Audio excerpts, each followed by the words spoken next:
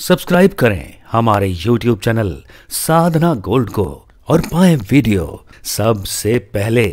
और हाँ, bell icon दबाना ना भूलें।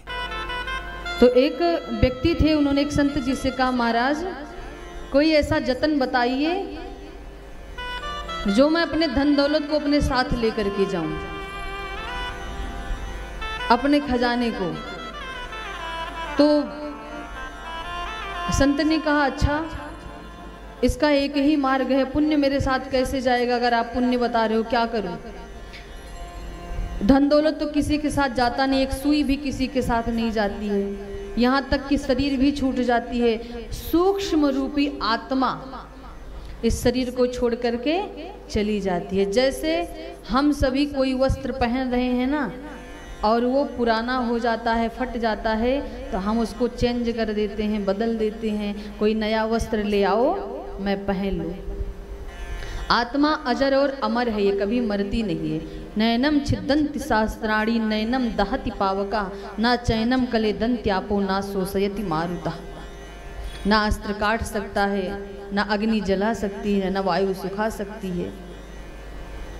इस प्रकार से ये आत्मा शरीर को छोड़ देती है और जा करके दूसरा वस्त्र धारण कर लेती है। जैसे हम लोग वस्त्र नए, हम लोग तो डेली नए नए वस्त्र बदलते हैं, सुबह कुछ, शाम कुछ, दोपहर कुछ, कहीं जाना हुआ तो कुछ चेंज करते रहते हैं। लेकिन हमारी आत्मा इतनी महान है कि एक बार इस तन को, इस वस्त्र को धारण कर लेती है। जब तक ये वस्त्र उसको अच्छा लगता है तब तक तो वो पहन रखी है, और जिस दिन उसको अच्छा नहीं लगा तो इसको त्याग करके स्वतः ही चली जाती है।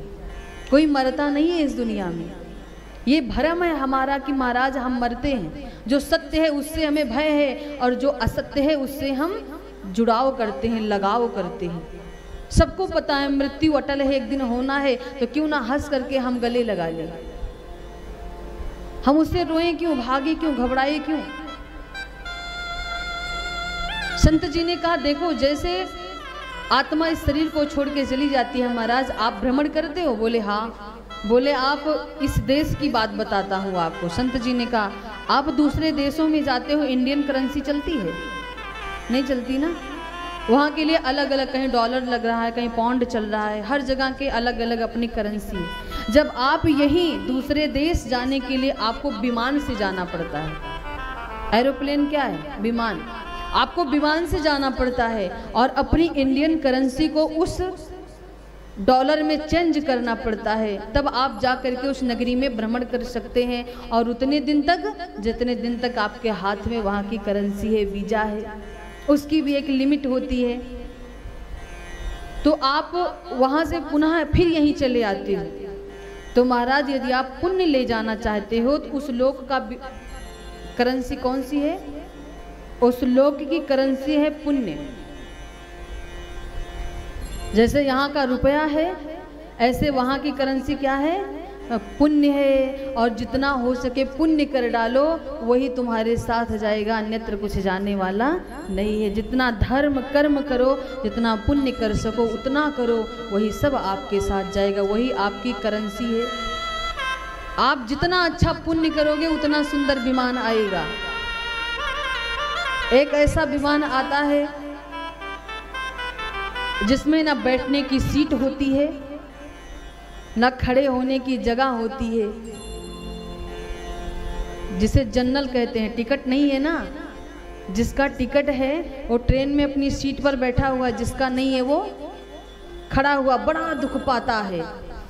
लंबी यात्रा है तो खड़े खड़े खड़े खड़े बेचारा थक जाएगा। अच्छा होता टिकट करा लिए होते, बड़ा सुख मिलता। ये ऐसे आत्मा है।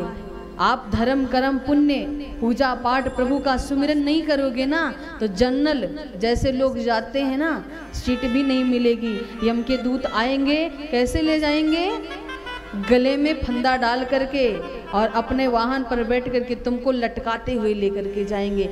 तब आपको याद आएगा कि मुझे तो भजन कर लेना चाहिए था भगवान का, हमने नहीं किया, बहुत बड़ी गलती कर दी। तब याद आएगा। और जो लोग कुछ थोड़ा बहुत किए रहेंगे तो उनके लिए जनरल में छोटी छोटी सीटें होती हैं, तो मेरा प्रभु वहाँ पर छोटा सा भेज देगा, विमान बैठ करके आ जाओ।